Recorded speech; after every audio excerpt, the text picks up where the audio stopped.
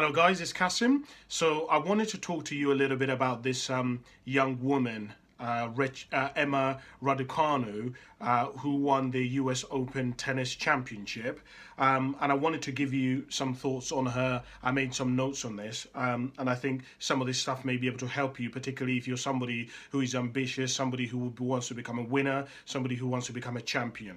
So I was having a conversation 2 days ago with my friend, and my friend was like, "Oh, Cash, you like to study people who do things that are impossible. Have you looked at that woman, Emma Raducanu?"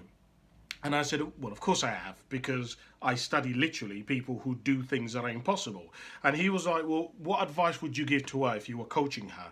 And I was thinking, and I actually hadn't thought about that question, but he prompted me to think about some of the things that I would be telling Emma if I was her coach and if I was called in to come and kind of guide her and mentor her as she goes through this kind of whirlwind and this crazy period in her life. So I thought that I would share with you some of those things in case you're somebody who is young or somebody who wants to become an anomaly, somebody who wants to achieve things that really in the great scheme of things seem impossible. They think they are ridiculous. They seem and if you ever were to achieve them, that you just wouldn't even know where to begin. So, the first thing that we would begin with is really I would firstly begin by congratulating Emma, because the thing that she has achieved, the level of success that she has achieved, is something that most people will never taste. Most people don't ever get to achieve their dreams.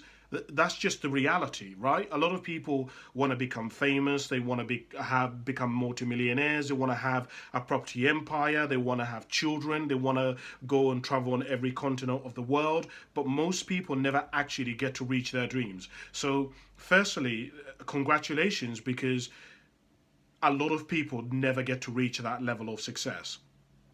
Now, after congratulating Emma, one of the second things that I would do is I would bring her back to reality. Because here's the thing about life. I talk and share with people that there are two things that the world demands of us. Every human being across the planet, there are two things that's expected of us. Number one is that we pay our taxes, and number two is that we essentially don't commit a crime in the attempt to try and get what we want. In other words, we don't violate anybody else's needs or desires in order to get what we want. As long as it's a fair playing field and we both have agreed the rules, then it's okay to do that. But things like murdering somebody, stealing from somebody, all of that are forbidden across the entire planet. So after that, essentially anything that you achieve above that is really of your own accord. Now, when you have nothing, here's the thing: no one expects anything from you. No one gives a shit. When you don't have anything, no one really cares, right? But when you start achieving success, people actually, when they find you an inspiration, because one of the things that happens is when you become successful, people start aspiring to be like you. Because I tell people that if you look at the people who like you or people who you like in your life, those people are either if you look at the influence and how we influence people, the people who we like or the people who influence us are people who are like us, or they're like people who we would like to become, or they have something that we would like to achieve, or they have achieved something which we ourselves would also like to achieve. So when you achieve success and you achieve you become a winner and you achieve a certain level of accolades, people start aspiring to want those things. And when that begins to happen, you have a major, major problem on your hands, which is that the expectation actually goes up on your life, because you've now hit a plateau. And most people, if you go backwards, now people have attached their identity and who they are with you. So if you go backwards, that means that they are also going to go backwards. And so you're going to find that a lot of people around you coaches, mentors, training personnel. In Emma's situation, she's going to have coaches, she's going to have people who are sports physicians, she's going to have companies that supply tennis balls for her and rackets for her. And they are going to be making plans and visions based on her success. And the issue that you have is that level of expectation goes up and up and up and up. And before she was successful, she didn't have that.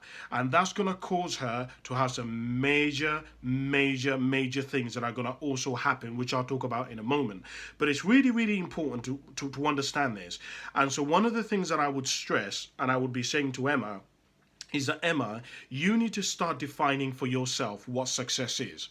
Because up until you've achieved this championship, most of the people around you have pretty much not really expected anything from you. You've driven your success, you've driven where you want to achieve. I mean, you may have had people like your coach and your sports physicians tell you that you're going to be able to achieve incredible success and you're going to be able to do something, but that wasn't something which they knew intrinsically. That wasn't something which was theirs, right? Because in order to achieve a dream, ultimately you yourself have to know deep down that you can achieve it. Now, it so happens that sometimes some people are really talented and they manage to achieve something which even they didn't manage to believe was true, but to a certain degree, really, they did know that it was true. So you're going to have to start defining for yourself what is success, what makes a good life, how far do I want to reach? Because I can tell you right now that people are going to continue to push you and push you and push you and push you and take you into areas that you may not necessarily begin or want to go to or want to begin to head down. So it's really, really important that you understand that. So that's really one of the first things, is that you need to really determine for yourself what is success. How high do you want to go? Because one of the other things that I want to share with you is that it is possible for your gifts to take you where your character isn't ready for or your maturity isn't ready for. If you look at people like Justin Bieber, Michael Jackson, Whitney Houston, Alicia Keys, these individuals, they were so talented that their talent managed to take them further than their development, than their maturity, than their character was able to handle. You have to understand, I would stress this down until I died to Emma. If I was coaching her and I was mentoring her, I'd say to her, Emma, success does not automatically bring with it character. Who you are as a person does not go in parallel to how much success you're achieving, because success in itself is dependent on a bunch of principles. You have to do certain things in a certain way to become successful, whereas I have another aspect of life which I'll talk about as being the art of life, is talking about how to handle success, how to handle failure, how to handle anxiety, how to handle saying no to people. That doesn't come naturally. Those are things that you have to practice. They're arts, they're different for each one of us, right? Some of us can be able to be really good under pressure, and some of us might not be so well under pressure, right? That's something that you have to learn about yourself and learn about what is too much for me, what isn't too much for me, what am I comfortable doing, what am I not comfortable doing. Do you understand what I'm saying? So one of the things that I would be stressing to Emma is that, Emma, you need to really focus and hone down on who are you. I have what I call the 5 fundamental questions that every human being needs to answer if they really want to grapple with their life. Number 1, who am I? Who am I? Okay? That question of who am I is not based on, let me not even get into them. Let me just give you the question. So number 1 is who am I? Number 2 is what's my story? Number 3 is why am I here? Number 4 is what's my potential? What am I able to do? And number 5 is what is my destiny? Where am I going? What is my future look like? Those 5 questions, I'll be getting Emma to write essays and essays on those 5 questions, because so much of getting what we want is about living in the space of what we don't have.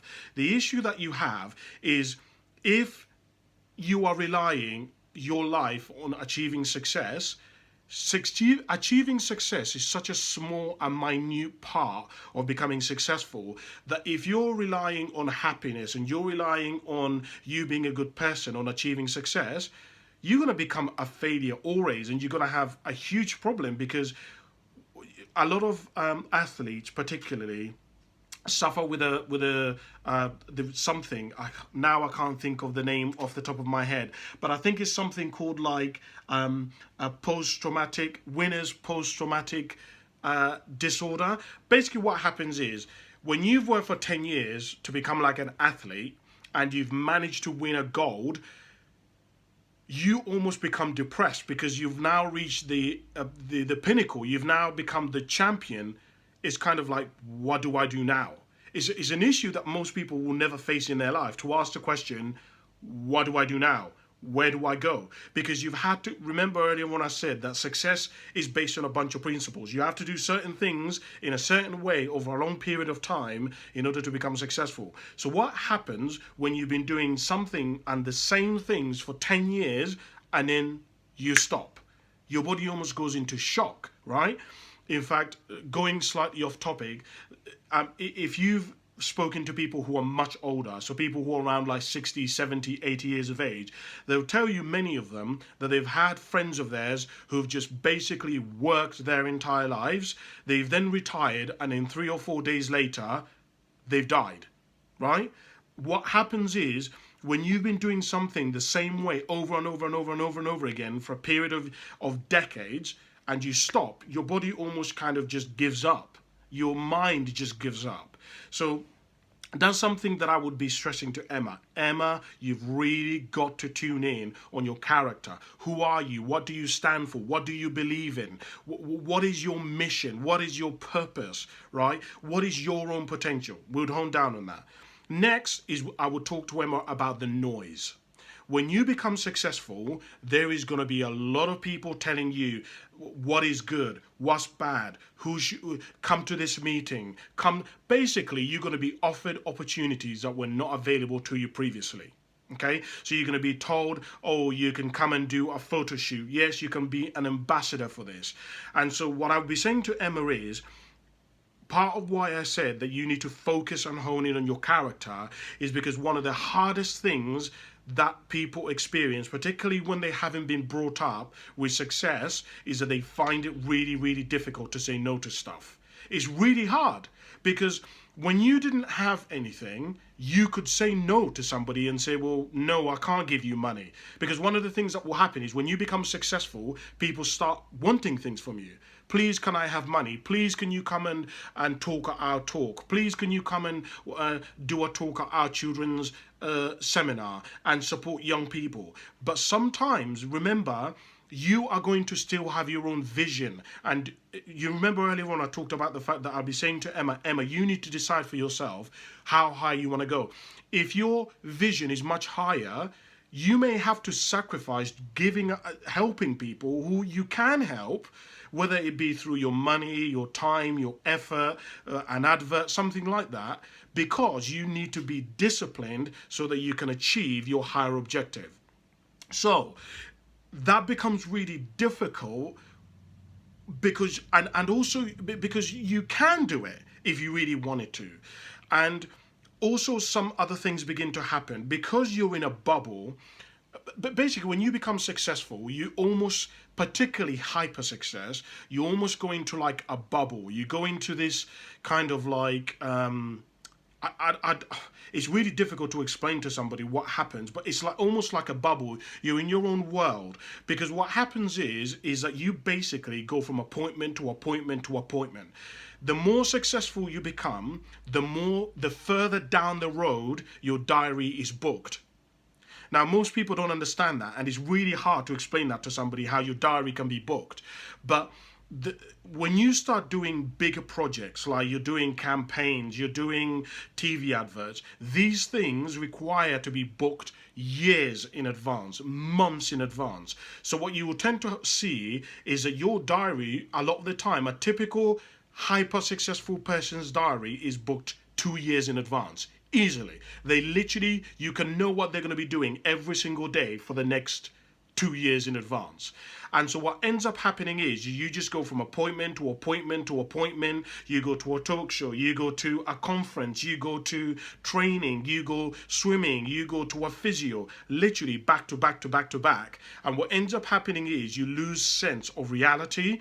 You're not really sure where you are, what day it is, what your mission is. So one of the things that you have to practice is being in the moment, is reflecting, is journaling, right? Because this is what a lot of hyper successful people who've achieved success and then they've ended up down the dark road have managed to do, because they just didn't have a sense of reality. What is right? What is wrong? Because that's going to happen, one of the other things that I want to share with you is that something else is going to happen which usually doesn't happen. You're going to be exposed to things that weren't available to you previously, and you're going to do things that you didn't think you would do previously. When you have momentum and you are achieving success after success after success, and you're winning after winning after winning, you begin to get fear and anxiety, right? You begin to have what I hear a lot of successful people say as, can I do it again? Right? Because it's one thing to achieve success, it's a very different thing to emulate the success, right? And so what will begin to happen is, number one, you're going to begin to, basically there are three things that you're going to start dealing with, which usually for a lot of people, they kind of deal with in different ways, but in subtle ways. But because your success is been amplified, everything is bigger, which are tiredness, anxiety and stress, and learning to say no. Those three things, demand of your time, anxiety and stress, and tiredness, are things that people really, really struggle with when they become hyper successful. And they just don't really know what to do. They don't know where to turn. They don't know who to go to. And so what will end up happening is the person will ultimately turn to drugs. And here's the thing about drugs and what happens with alcohol, with sleeping pills, with all that kind of stuff, is that there are specific people who target those kinds of individuals.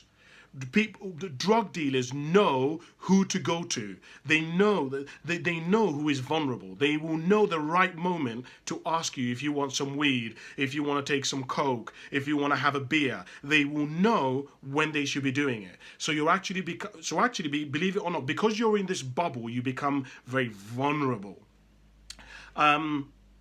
The other thing that happens that I would share with you, that I would be training Emma on, is around feeling alone. Now, I'm kind of getting to really, I'm pushing this too far, and I don't really want to continue going down this too much, but I'm just going to give you these in brief so that you can take this. Number one is you're going to have to do with being alone.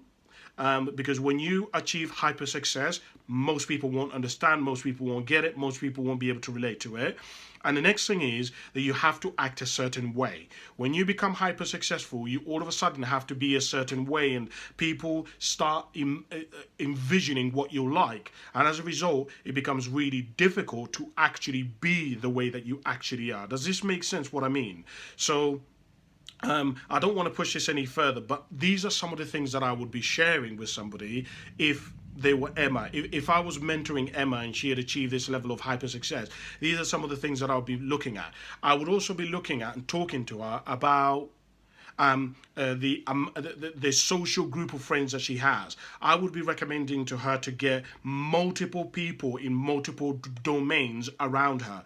So I'll be saying to her, have somebody who's an expert and a mentor in investments. Have somebody who is an expert in law or being sued or legislation. Have somebody who's an expert as a life coach. Have somebody who's an expert around you who is in health and nutrition, so that you have a wide array of people who are mentoring you, who are guiding you. Because if you don't have this multiplicity of people, what will end up happening is that you're gonna be out of balance. Your life is gonna be out of balance, because nobody can be able to guide you and tutor you on every aspect of your life. Yes, your coach may be able to mentor you on how to become successful, but dealing with anxiety, dealing with stress, what about how to balance seeing your friends? Because you've got to remember, if you're 18 years of age, your biological needs still haven't changed, right? You still have to learn with how to deal with your period if you're Emma, right? How to deal with stress, how to deal with your friends wanting you to go out to parties. These needs haven't changed. You're still technically a young adult, right? You want to go out and party, and you need somebody to mentor you and guide you and give you advice on that. And so I get really weary and really very scared when I hear somebody say that they've only got one mentor, or they've only got one person looking after them, or they've got a small team who all know each other. Yes, absolutely. One aspect of it is that you need to, like, I would say to Emma, you need to ensure that your core group of friends never change. The more successful you become, ensure that your core group of friends do not change. But also be wary to understand the different relationships between who is a mentor, who is a guide, who is a coach, who is a partner, who is a business partner, who is a friend, who is an acquaintance. Like, you actually need to learn about this stuff, and you've got to know. Like, this is what it's so complicated, but my point being is, this is some of the stuff that I would coach Emma on. I don't know whether you found it useful or not, but I just thought I would share some thoughts with you on that. Thank you very much for watching. Don't forget to like and subscribe and all that kind of stuff. Bye for now.